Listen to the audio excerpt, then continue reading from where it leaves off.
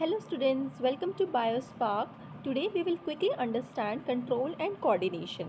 आज हम इसमें देखेंगे चैप्टर की पूरी समरी और उसके की concepts. So let's move forward. So हम देखेंगे हमें कोऑर्डिनेशन की नीड क्यों है. देखो बच्चों, एक तो ये स्टिमुलस प्रोवाइड करता है और कोऑर्डिनेट करता है. स्टिमुलस का मतलब होता है जो जो चेंजेस हमारे एनवायरनमेंट में हो रहे हैं, जो कि ऑर्गेनिज्म उसकी तरह रिस्पॉन्ड कर रहे हैं, रिएक्ट कर रहे हैं, उसे हम कहते हैं स्टिमुलाई. और इसी प्रोसेस को होने को स्टिमुलस कहते हैं. इसके एग्जांपल्स आप देख सकते हो, light, heat, sound, smell and touch. इससे क्या होता है, हमें पता चलता है जैसे जो ऑर्गेनिजम्स हैं, जैसे हमारे ऊपर लाइट पड़ रही है, हमारे ऊपर हीट पड़ रही है, तो इनकी वजह से हम कैसे रिएक्ट कर रहे हैं, कैसे रिस्पॉन्ड कर रहे हैं.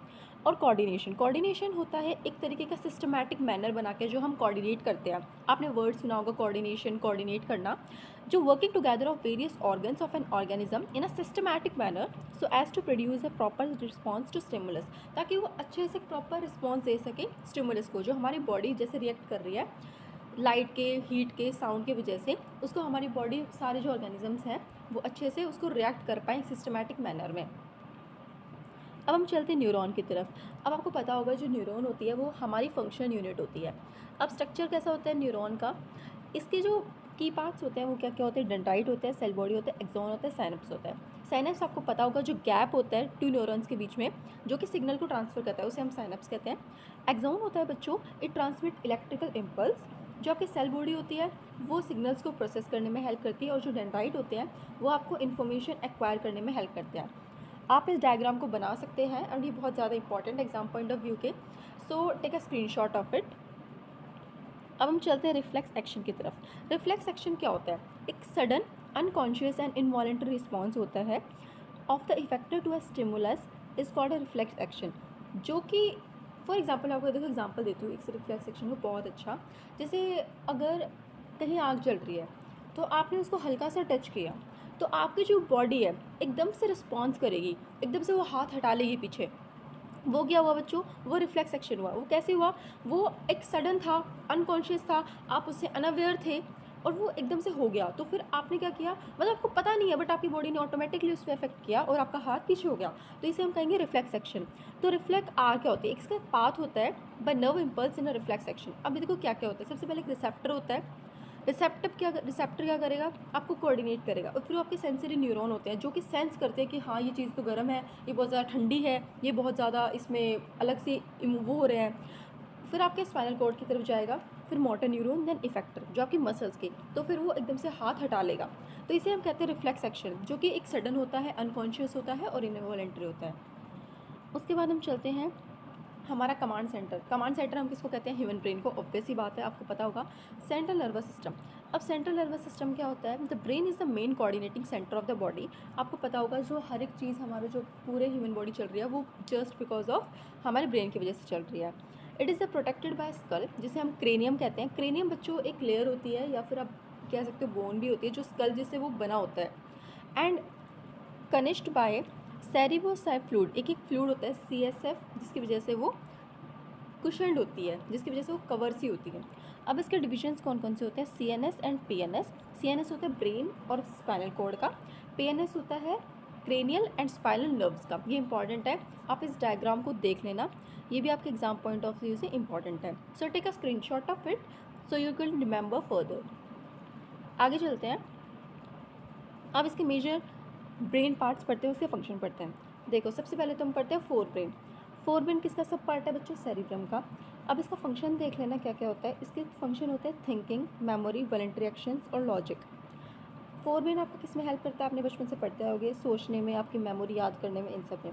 अब जो आपका मिड ब्रेन होता है वो भी उसी का पार्ट होता है बट इसका फंक्शन अलग होगा. ये रिफ्लेक्स मूवमेंट में हेल्प करेगा, जो आपके हेड, नेक और ट्रंक आपके जो ये मूव कर रहे हैं उसकी वजह से.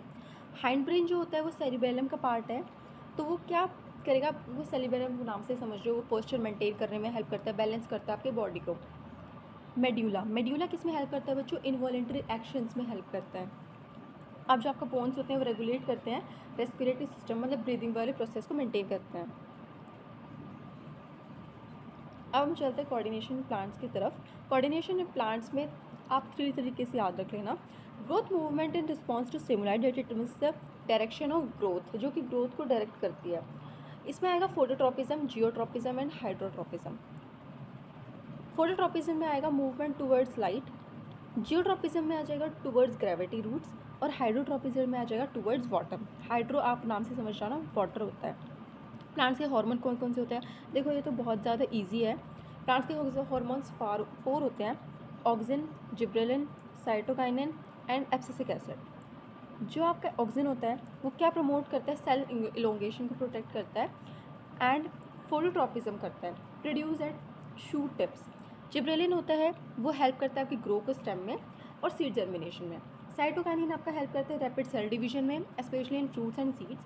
और जो आपका एब्सिसिक एसिड होता है वो ग्रोथ में हेल्प करता है, causes wilting of leaves and dormancy. अब हम बात करते हैं एनिमल एंडोक्राइन सिस्टम में। इसके जो हार्मोन्स होते हैं एनिमल्स में वो देखेंगे। Hormones are chemical messengers secreted directly into the blood by endocrine glands, secreted in very small quantity. ये बहुत छोटी क्वांटिटी में होते हैं। Acts on the specific target organs, ये टारगेट ऑर्गन्स पे ही एक्ट करते हैं। रेगुलेटेड बाय फीडबैक मैकेनिज्म, ये फीडबैक मैकेनिज्म को रेगुलेट करते हैं। अब देखो इसके की हार्मोन्स कौन कौन से होते हैं। इसके होते हैं insulin, adrenaline, growth hormone and thyroxine. अब बच्चों देखो ये बहुत ज़्यादा इजी है, आप इसको पढ़ लेना और you can take it screenshot, आप इसको याद कर लेना, ये इंपॉर्टेंट भी आपके एग्जाम पॉइंट ऑफ व्यू से। सो इंसुलिन में क्या आ जाएगा? ये पेनक्रियास सिक्रीट करता है, आपको तो पता होगा। और एड्रेनलिन में आ जाएगा प्रोड्यूस बाय एड्रेनलिन ग्लैंड्स, ये फाइट और फ्लाइट को करता है। हार्मोन्स और increase heart rate. Growth hormone क्या करता है? पिट्यूटरी ग्लैंड सिक्रीट होता है, regulate growth and development of the body. Thyroxine thyroid को सिक्रीट करता है, regulate metabolism of carbon, fats and proteins. Feedback mechanism, बच्चों देखो फीडबैक मैकेनिज्म है, ये एक ग्राफ है, आप देख लेना, पढ़ लेना, इसको पढ़ना हो तो, but is not much more important, so you can take it for a screenshot.